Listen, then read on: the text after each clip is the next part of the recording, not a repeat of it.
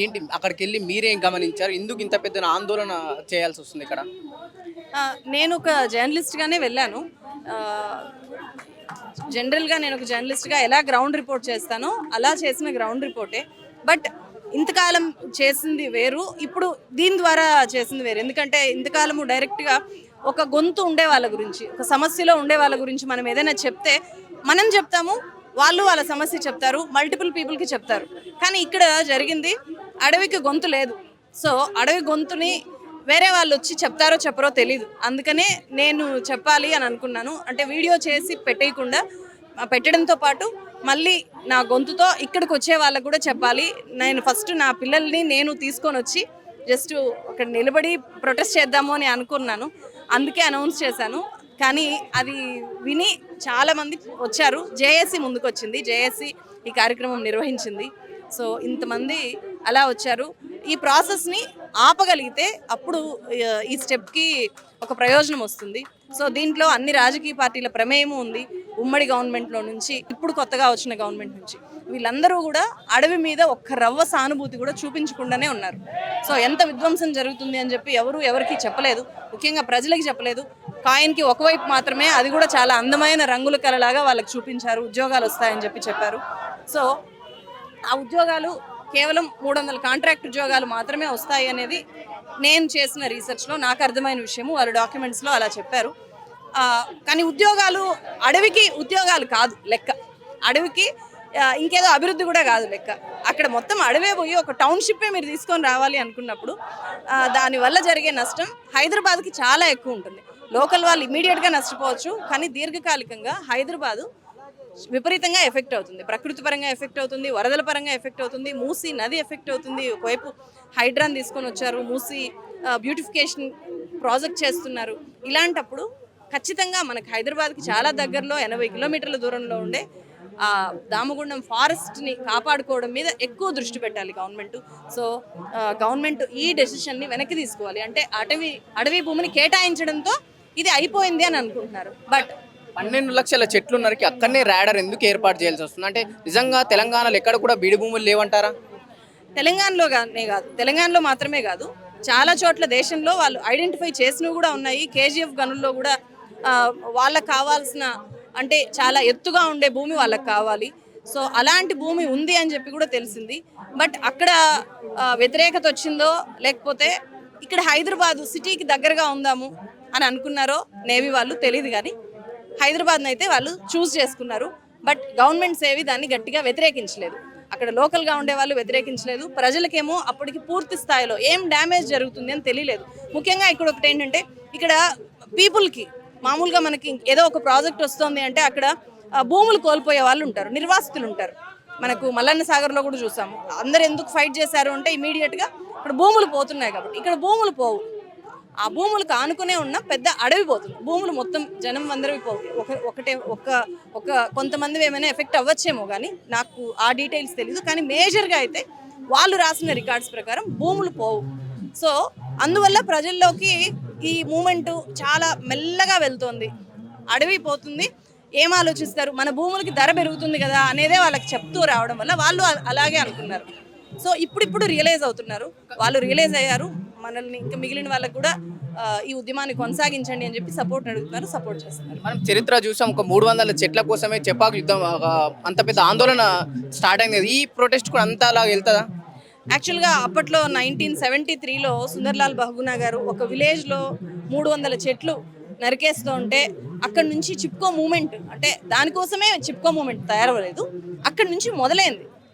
So, 300 చెట్ల కోసం అప్పట్లోనే అంత మూమెంట్ చేసినప్పుడు ఇప్పుడు ఇంత పెద్ద ఎత్తున పోతూ ఉంటే, ఇన్ని ఏళ్ళుగా 2007 నుంచి ఇప్పటిదాకా అంతగా మనకు తెలియకుండా ఉంది అంటే అది అత్యంత దురదృష్టకరము. దీంట్లో అందుకే ఈ ప్రభుత్వాల భాగస్వామ్యం చాలా ఎక్కువగా ఉంది. సో, కేంద్ర ప్రభుత్వము, రాష్ట్ర ప్రభుత్వాల భాగస్వామ్యం చాలా ఎక్కువ ఉంది. వాళ్ళు ఇప్పటికైనా రియలైజ్ అవ్వాలి అనేది నా ఇంటెన్షన్. సో, ఇది ఒకరికి అనుకూలము వ్యతిరేకమని కాదు, ఎవరిని బ్లేమ్ చేయలేము ఇక్కడ. బట్ అందరినీ బ్లేమ్ చేయాల్సి వస్తే అలా ఉంది సిచ్యువేషన్. కాబట్టి ఇప్పటికైనా నా రిక్వెస్ట్ ఏంటంటే రియలైజ్ అవ్వాలి. స్వామి లాంటి వాళ్ళు, జేఏసీ వాళ్ళు, వాళ్ళందరూ కోరుకునేది ఏంటంటే గవర్నమెంట్ ఇప్పటికీ రియలైజ్ అయ్యి ఈ ప్రాజెక్ట్ని కేటాయించిన భూముల్ని వెనక్కి తీసుకోవాలి. ప్రాజెక్టు రద్దు అవ్వడానికి కేంద్ర ప్రభుత్వంతో వీలైతే రాష్ట్ర ప్రభుత్వం ఫైట్ చేయాలి. ఇది తెలంగాణకే కాదు, అసలు ఎక్కడ పెట్టినా ఎవ్వరు ఎఫెక్ట్ అవ్వకుండా, అడవి ఎఫెక్ట్ అవ్వకుండా ఉండే ప్రాంతాలకి తీసుకెళ్ళాలి అనేది అయితే కోరుకుంటున్నాను. స్వామి చెప్పండి, అక్కడ రాడార్ పెడితే కలిగే నష్టాలు ఏంటి? అడవిలున్న అన్య వృక్ష సంపదలు వెళ్ళిపోతుంది. గాలి, నీరు, వాతావరణం, ఆ చుట్టుముట్టున్న గ్రామ ప్రజలకున్న వ్యవసాయానికి ఉన్న నీరు కూడా తగ్గుతుంది. బోర్వెల్ నీరు ఉండదు. రేడియేషన్ ఇంపాక్ట్కి త్రాగునీరు లేకుండా అయిపోతుంది. అన్య అడవిలున్న వన్యజీవులు, జింగలు, సారంగులు, అన్ని నాశనం అయిపోతుంది. అలాగే దేవాలయ భూమి ఫోర్జరీ చేసి మోసం చేసిన ధన్యం ప్రజలకు, ప్రపంచానికి తెలియజేయడానికి మేము ఇక్కడ హైదరాబాద్ రావడం జరిగింది చెప్తున్నది. మేము అంటే దాదాపు 12 లక్షల చెట్లు నరికి అక్కడనే రాడార్ ఏర్పాటు చేయాల్సిన అవసరం ఏమొచ్చింది? అది వాళ్ళకు తెలుసు, మనకు తెలియదు కదా. ప్రభుత్వాలు కానీ అధికారులు మీలాంటి వాళ్ళతో సంప్రదించలేరా ఈ విషయంలో? లేదు, ఇప్పుడు ఏం జరిగింది అనుకుంటా, భూమి పుణ్యానికి మోసం చేసి తీసుకుంటుంది. ఇప్పుడు ప్రభుత్వం నేవీకి అప్పగించిన 2900 ఎకర్లు, 2713 ఎకర్లు దేవాలయ భూమి ఉంది. దాన్ని ఫోర్జరీ చేసి ఫారెస్ట్లకి రాపిసి దేవని భూమిని చెప్పినప్పుడు ప్రజలు వ్యతిరేకత వస్తుంది కదా, దానికైతే ఫారెస్ట్లకి రాపిసి అట్లా నేవీకి అప్పగించేయడం జరిగింది. ప్రజలు మీతో కలిసినప్పుడు ఏం చెప్తారు ఈ వికారాబాద్ అడవిల గురించి కానీ లేకపోతే రాడార్ గురించి? ప్రజలకు ఈ రేడియేషన్ గురించో, ఈ రేడియేషన్ కోసం దీనికి ముందే అమెరికాలు పెట్టి తీసేసినదో ప్రజలకు తెలియదు. వాళ్ళకు కొలివే ఇస్తాం, కొలివి వస్తుంది అని చిన్న ఆశ చూపించి సందం తీసుకుంటుంది. ఇన్ని లక్షల చెట్లు పోతుంచి వాళ్ళకు తెలియదు. ఇన్ని ఒక దేశంలో దీనికి ముందే పెట్టి అక్కడ బ్యాన్ చేసిన ప్రాజెక్ట్ ఇక్కడికి తీసుకొస్తుంది ప్రజలకు తెలియదు. కొలివి వస్తుంది అనుకుంటారు. ఇప్పుడు ఆఖరికి ఏం కొలివి వస్తుంది?